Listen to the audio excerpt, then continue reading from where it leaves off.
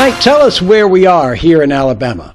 We're in Calera, Alabama, and we're about 34 miles directly south of Birmingham on I-65.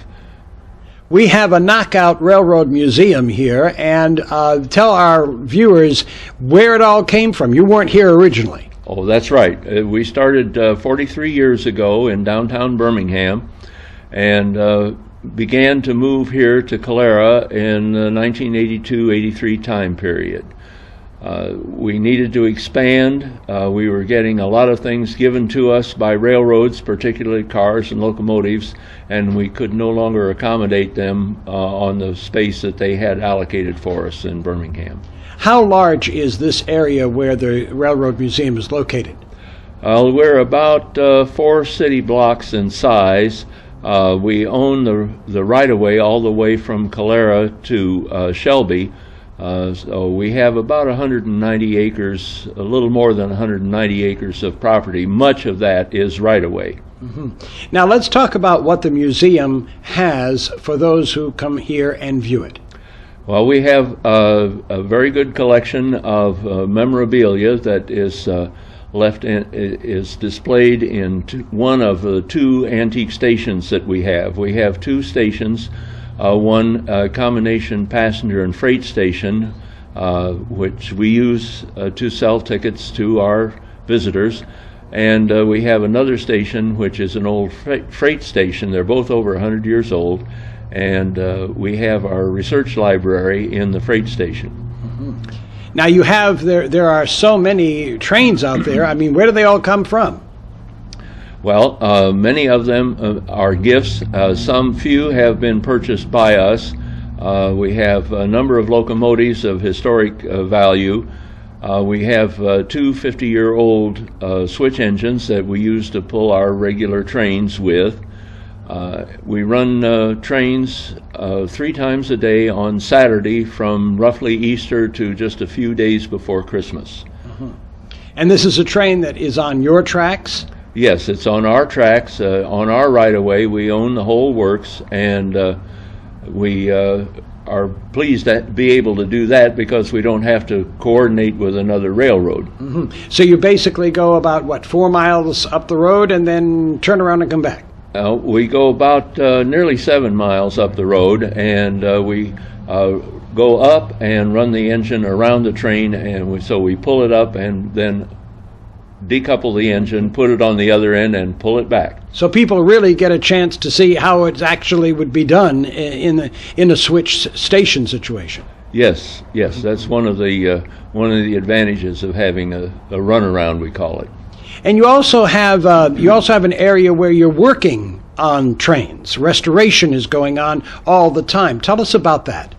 Well, we have a very large car shop, which was originally funded by one of our members. And in that car shop, we restore cars and work on them out of the weather. It's a rather large building with a rather dirty floor, and as you found out today. Mm-hmm. We work on brake systems and propulsion systems and that sort of thing, generator sets, and that in the car shop. Is it easy to find, of course, do you use volunteers or are you using employees as well? We only have 2 employees, and those are the ladies that you met today in our visitor center. Mm-hmm. One is a person that we call a chief clerk, which is an old-fashioned railroad term for somebody who really runs things. And then we have the lady who is, we call the station master, and she does sales of our excursions. We run school and retirement home excursions during the week, mostly on Tuesdays and Thursdays. And so we have those 2 ladies. Everybody else is a volunteer. Mm-hmm. So those that are assisting you in the restoration are volunteer brakemen and people who have engineers that have worked on trains before? Not exactly. Okay. The way it works is that many of our people come from families that were exposed to railroading. Their fathers or grandfathers were on the railroad, but they themselves were not. We only have one person two people that I can recall that spent any considerable period of time on the railroad. We do have craft tasks that have to be performed by somebody who really knows what it is he's doing and cannot be handled by a volunteer, but they're very few. Very few. Most of our volunteers have worked up to a place where they can handle almost all of the tasks we have. You also have another small railroad that is here, a train that goes along. Tell us about that. Well, the railroads we have been talking about, the trains we have been talking about, are standard gauge railroads. They're 4 feet 8.5 inches between rails, and they're the ones that you have to stop for on the highway. We have a smaller one, the one you just asked about, which used to be the steam engine and train that ran at the Birmingham Zoo. And when the gentleman that had that license decided to get rid of the worry of a steam locomotive, we procured the steam locomotive, and we run that train here on these tracks. It's about a 15-minute ride. Do you have other trains that you're about to either purchase or have donated but don't have the room for them yet, or will be coming in at a later time? No, we're very tight on space right now, so we probably won't be acquiring any trains. We may have a locomotive or two that we will give room to on a temporary basis for somebody who needs to park his locomotive. There are collectors of locomotives, just as there are collectors of Corvettes, and occasionally they run out of space someplace and they come to us and say, well, can you store this for me for 3 months or whatever? And the answer is, if we can, yes. Knight, how would someone get more information on this Railroad Museum? We have a number which is area code 205-668-3435. If you'll call that number, they will send you a brochure on the railroad and the things that we do during the year. Thank you very much for your information, and congratulations on this great Railroad Museum. Thank you very much. It's a pleasure to be on the air with you.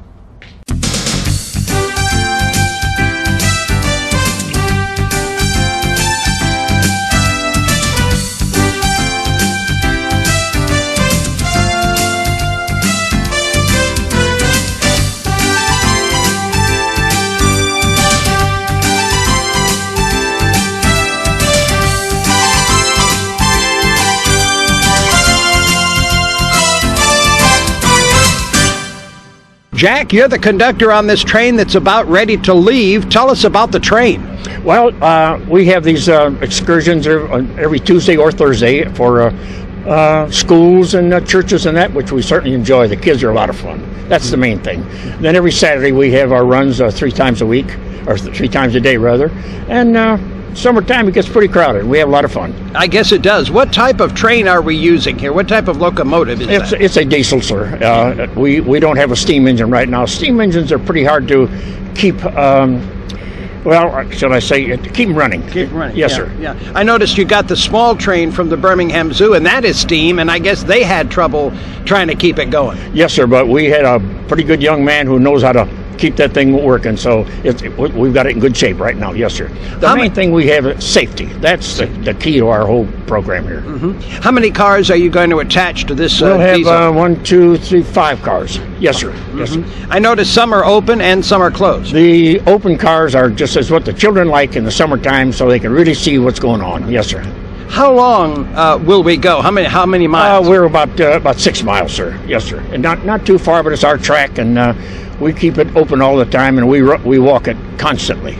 I would think that there are not that many railroad museums, that have a working railroad. Well, we are one fortunate one, and all our volunteers are just great folks. So every Saturday we get together and let's find out what we have to do and keep this thing wide open.